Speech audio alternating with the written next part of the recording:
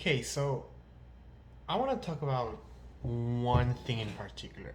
Um, I was just going about my day, and there's a lot of planes passing close to where I live. And I love planes. I've studied a little bit of plane stuff for many years now. And I noticed something today which I didn't really think about before today, which is this. Why did we go from tail mounted engines onto wing mounted engines? Because twin jets are very common today. And twin jets on the olden days were tail mounted engines, not wing mounted engines. If you wing mounted the engines, usually it was four engines or two, but with one engine on the tail. Um, and today, there's almost no commercial airplane available with, well, airliner available with two tail mounted engines. Most of them are, private jets or very small aircraft. Now that I think about it, on small aircraft, it makes sense because, ground clearance on small aircraft, it's a very relevant thing, and you cannot have the wings below the engine. No, you cannot have the engines below the wings because there's no clearance on small aircraft. But on big ones, that's not really the case. So I thought about it. I wondered what happened to the tail mounted engines on commercial airliners, and I googled it. And Google, the first thing that it shows, being Google, is the differences between trijets and quadjets, because that was a very relevant argument on the olden days because of the safety stuff of two engines not being able to cross the oceans. Um, and one thing, so it is not exactly my question, but one thing that it mentioned, which really boggled my mind, was that it said that a, a three engine configuration on the tail was more fuel efficient, not only because three engines instead of four, but Wikipedia mentioned that one of the reasons was because the center of gravity was further on the back. And that one really boggled my mind because at first I thought that someone on Wiki made a mistake. That because it doesn't really makes much sense. Why would having a slightly aft center of gravity make your aircraft more efficient on fuel? Like, center of gravity is really no indicator of drag and fuel efficiency. Like, center of gravity, if it moves, you move the lift around.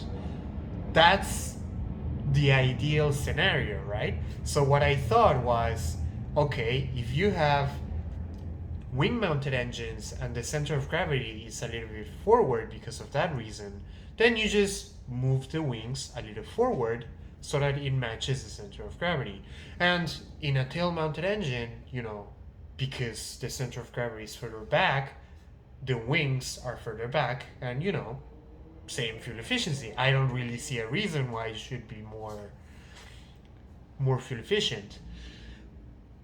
So I kept thinking and I kept investigating stuff, and eventually I came up with the answer.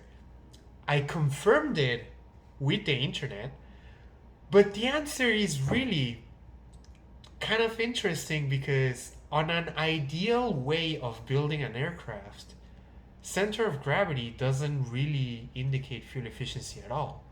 But this is the real world. And on the real world, we don't make planes for an ideal scenario. We make planes to use on the real world. And on the real world, one of the biggest factors when designing aircraft is safety and stability. Today's aircrafts are incredibly stable. Like, they have so many things that make them just perfectly stable things. I can give 15 examples, right? From the landing gear on the fucking taxiway, to like the angle of the wings, to like the position of the tail, the position of the engines, the angle of the engines, because there's an angle for those too. There's a myriad of reasons, but I'll give you an example of two reasons that are connected that make tail engines more efficient than wing engines. And let's start with this one. If you see an aircraft today, you're gonna notice. How can I explain this? I need. So let's say this is the aircraft, right?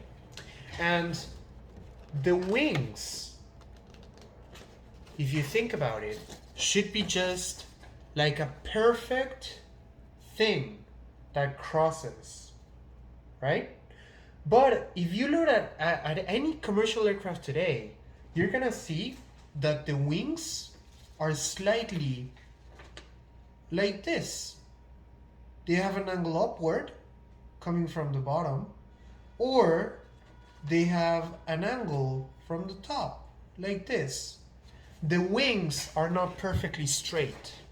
Usually they have a small angle like that or a small angle like that. And that angle, what it does, that angle is called a dihedral angle or a anhedral angle. And literally the only reason it's there is for stability. It doesn't do anything else. It actually decreases lift and removes fuel efficiency because it decreases lift. By the way, if you want maximum fuel efficiency, you want the most lift as possible, because any decrease in lift for the same surface area means more drag. So in a theoretical world, if you want the maximum amount of lift, you need to maximize it for any given surface area, which is a wing. But on the case of the wings being slightly like this and the engines here on the kind of like that below the wing, what that does is that it stabilizes the aircraft when it rolls. So if you think about it, let's say you have a small change on the angle from this side of the wing, right? So then the aircraft turns and it starts turning around. Well, the aircraft, if you don't do anything, it will just stay at this angle and keep turning forever. And that's not really stable, because you want the aircraft to be perfectly, flat and going straight. Like, there is no reason to corner on the air. You just have to go straight. So the small angle on the wings, what it does is that when you roll the aircraft, the angle of attack, first of all, the aircraft starts to slip sideways. It is not noticeable, and it is not something that the pilots do anything about, but that small sideways slip makes it that there is more air touching the wing below than the wing that's going up, because the aircraft is moving sideways. So more air being here inherently gives more lift, and that rolls the aircraft backwards. That's one of the reasons. The other one is the change in the angle of attack, because as long as you're not completely 90 degrees and you're not in a super high angle of attack corner like a fighter jet, this small roll, it's gonna make it so that just because of geometry, the angle of attack on this section of the wing is gonna be slightly higher than this side. And that's gonna make it that there's more drag, but more lift. And that's why with aircraft that have the wings on this position, inherently when they roll, they're gonna yaw too. And they're gonna make them incredibly stable for cornering.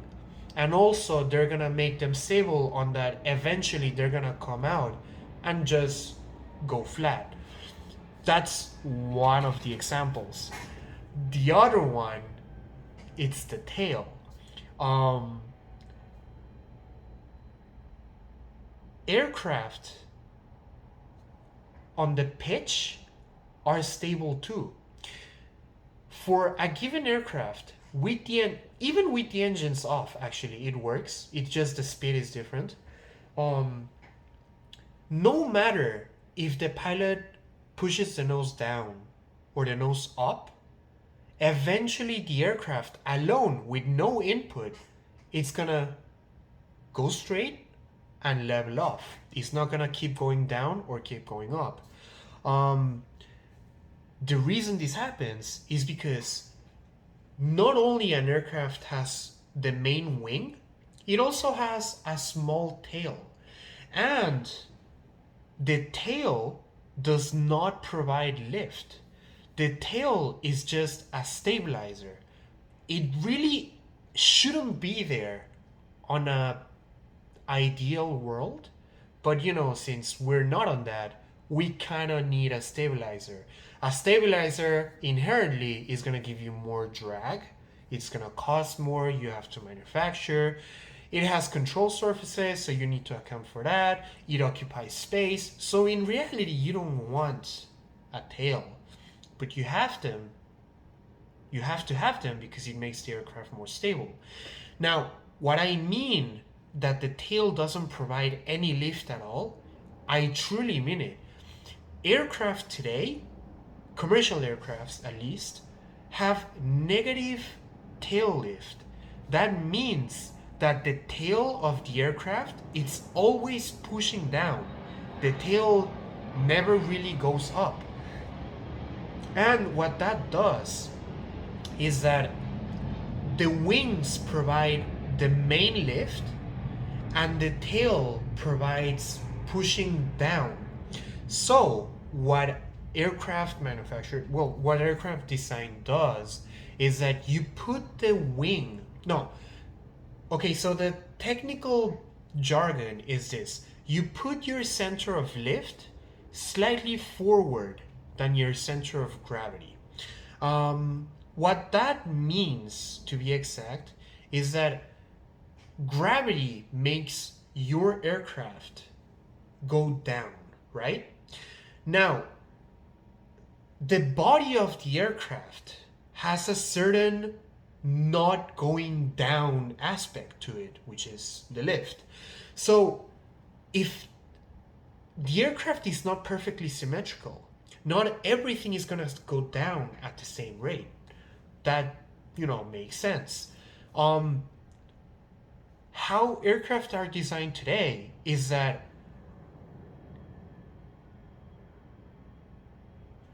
the aircraft, it's going to go down faster from the back than from the front, just because of how the design of the aircraft is made.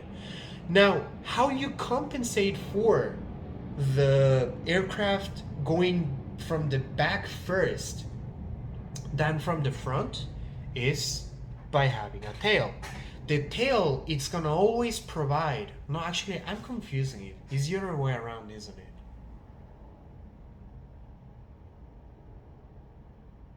No, it's the other way around. Okay, I completely fucked myself over. Well, whatever. It's completely the other way around. The front of the aircraft is always gonna go down. That's how you prevent the aircraft from stalling if the pilot goes. Wow, I really, really fucked myself over right there. Okay. The aircraft always is gonna try to go down. That makes it more stable because you're never gonna stall the aircraft because stuff to happen. Like eventually, if you go too slow and there's not enough lift, just because how the aircraft is designed, the front is gonna go first. Front goes first, increases speed, no stall happens. That's how aircrafts are done. Front goes down first. How you compensate for the front going first always is having a tail that pushes down the tail of the aircraft so that the nose goes up. And now with the nose going up, then inherently you have a stable aircraft that if you go too slow, it's just gonna go down because there's not enough air. When you go down, there's enough air, and the tail, which has air, is gonna push you up. So you're gonna level off. Too slow, go down. Too fast, go up. Behold, a stable aircraft. That's how airliners work and have a tail for. Now, what having engines on the wings and engines on the tail does is that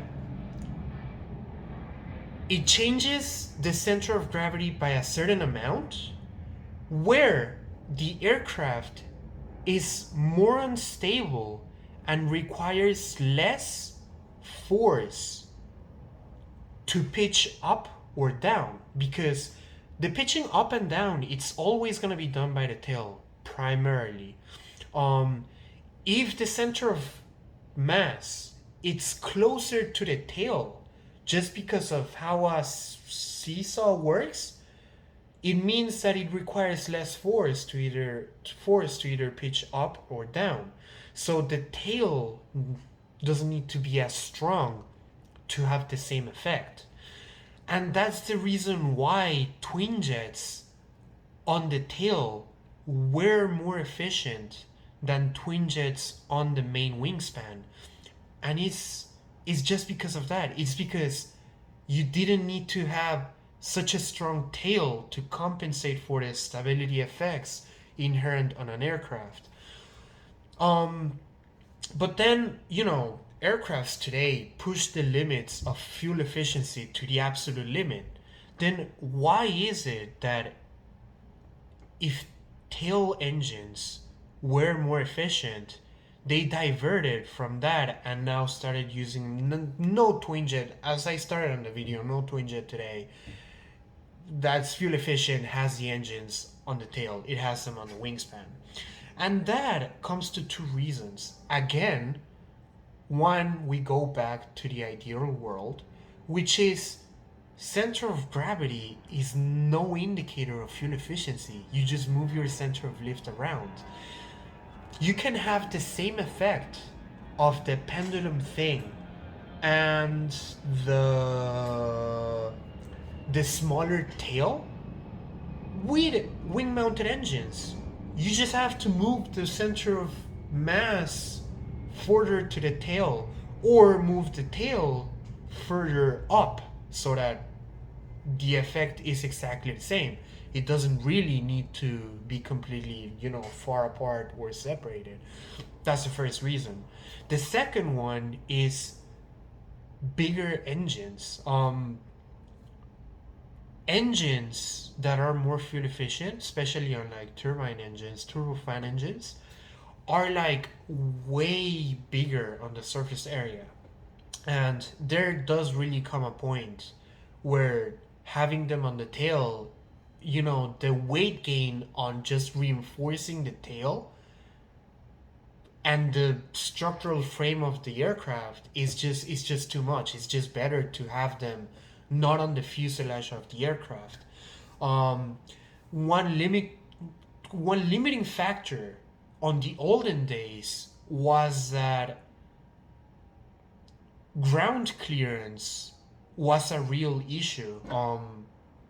When aircrafts began, really, which came first, the aircraft or the airport? In this case, it was very clearly the aircraft. The aircraft had to adapt to airports available.